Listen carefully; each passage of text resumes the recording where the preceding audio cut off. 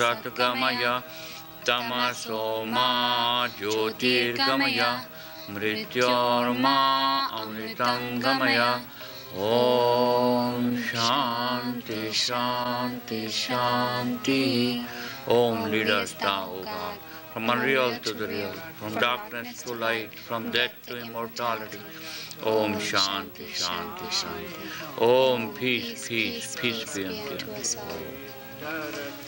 Namaste. Welcome to Yoga for Health, Happiness, and Liberation.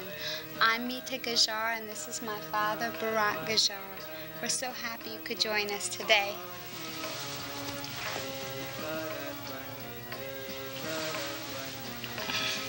Today's show is about Buddha, Lord Buddha, and his teachings. The music that you'll be hearing in the background is Tibetan monks. It's religious chanting recorded by Tibetan monks. And in the background, you see this painted picture. This was painted by my father when he was 16. And it's a portrait of Lord Buddha. I'd like to read something that is from the daily reading of Buddha. This is the book.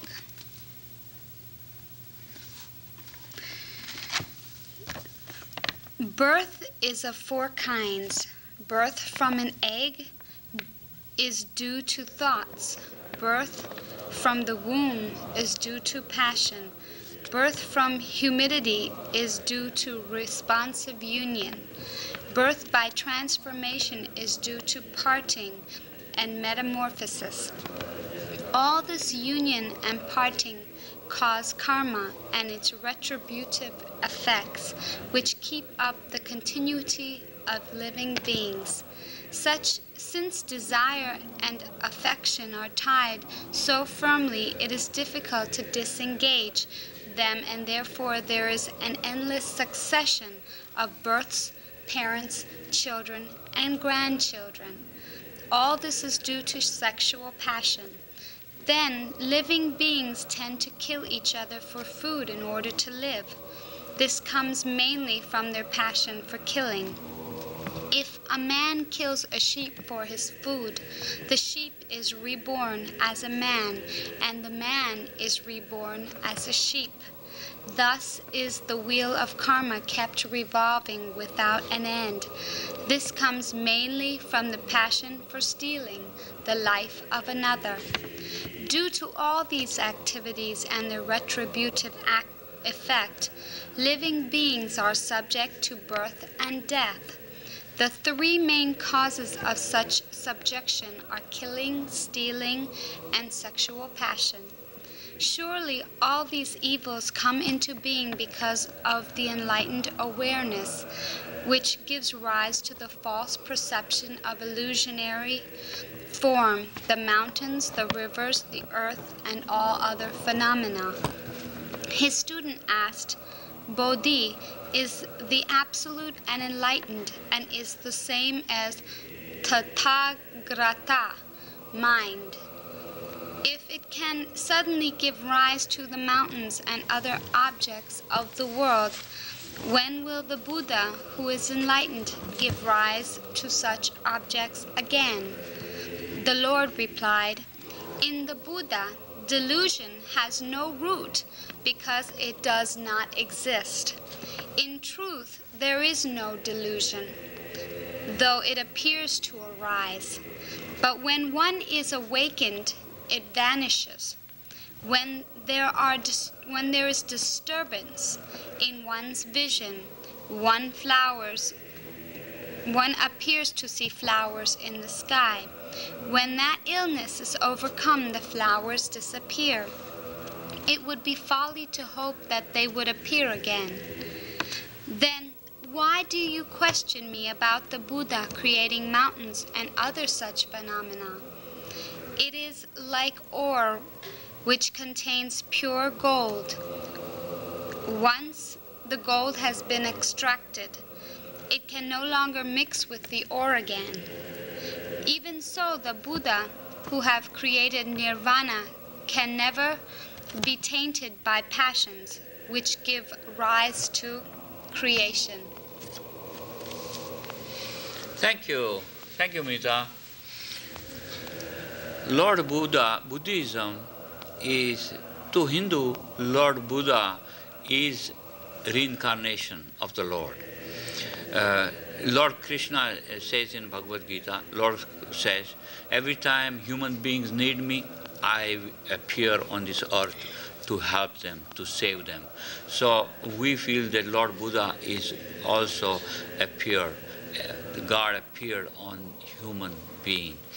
And to Hindus, Lord Buddha is the Lord.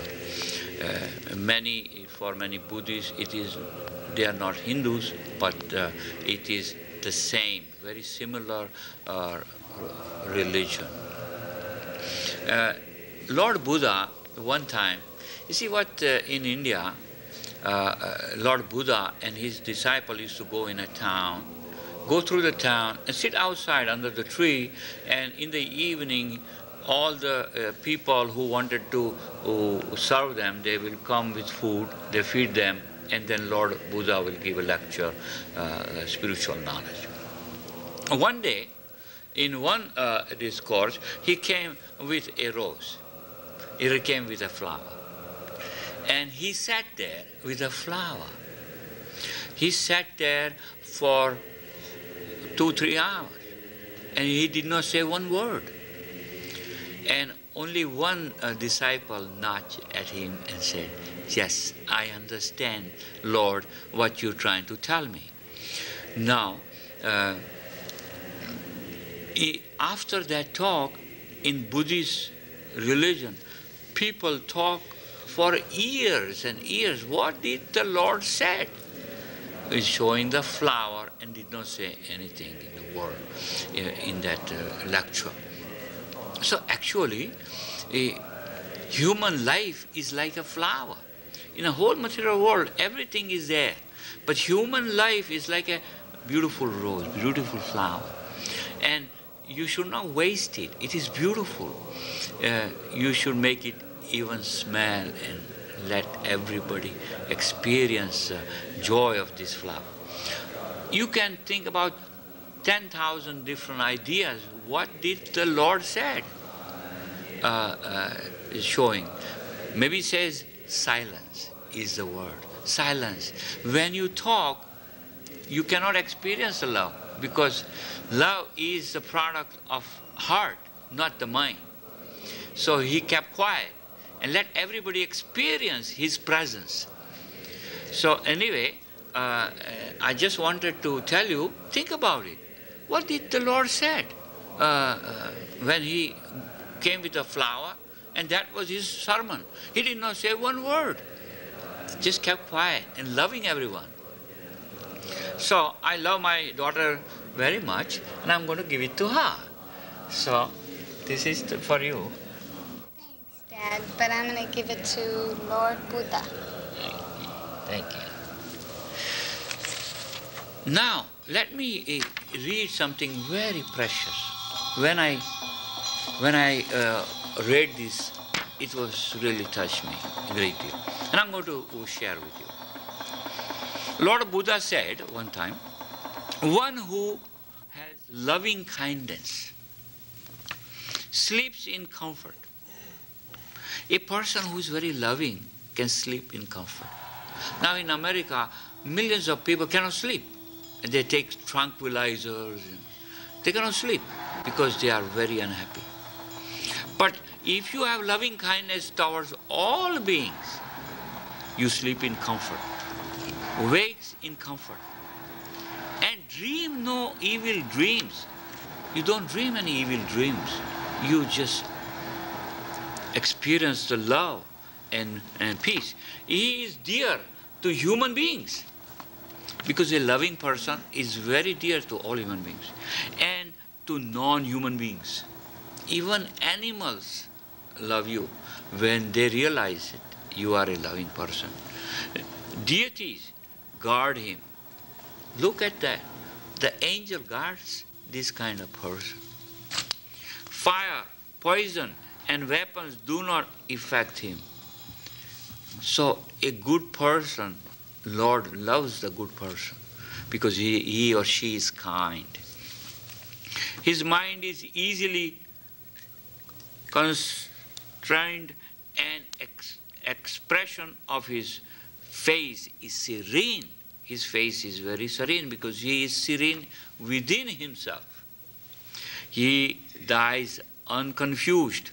You know, a lot of people in America, people don't let you die comfortably. You know, they keep giving you all kind of things. So you cannot die even in comfort. So it's, when a person is at the time of death, let him live and live in peace.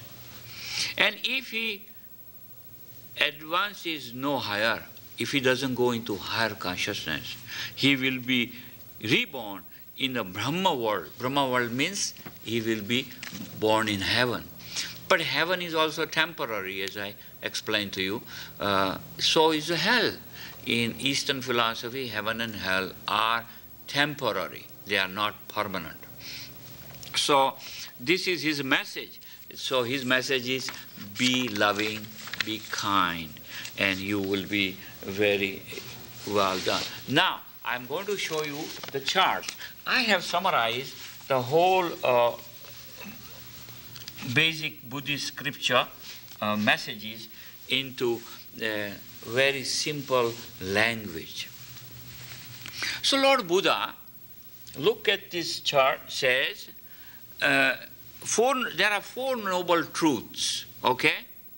Suffering, there is a cause of suffering, there is escape, and there is a way to escape. So suffering is part of life. So don't try to run away from it. If you come, face it and know the cause of it. And know that there is escape. You can get out from this suffering. And there is a way to escape this suffering. Otherwise, this life becomes very hellish because you are not happy. If your mind is not peaceful, this life becomes very painful. So there are 8 noble paths. So Lord Buddha said there are 8 noble paths. What are they? Right belief. You have to believe in the right way, right thing. If you have wrong thinking, it is going to lead you in a wrong direction. Right thoughts, right kind of thinking. If you have wrong conclusion of events, you can create a wrong idea. Right speech.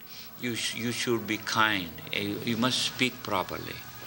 Right action. You should take the right action so you don't hurt anybody. And your action will make you grow and happy. So that's the right action. Right means of livelihood. Now, it's very important. Suppose if your living is by stealing or taking animals to slaughterhouse. Suppose if that is your job. It's not a good job, you know. So have a profession which is good. So right way, means of livelihood, right endeavor. That means you are making serious determination to make the right effort, to get the right things done, to help out, to go forward. And then right memory and right meditation. Look at the word, right meditation. This is a meditation course. I'm trying to teach you how to meditate, what meditation is all about. So key is learn to meditate. It's very important. Learn to meditate. And Lord Buddha says one of the most important thing is, one of the noble path is meditation. Now, let's go to the next. He talks about in his teaching 4 stages of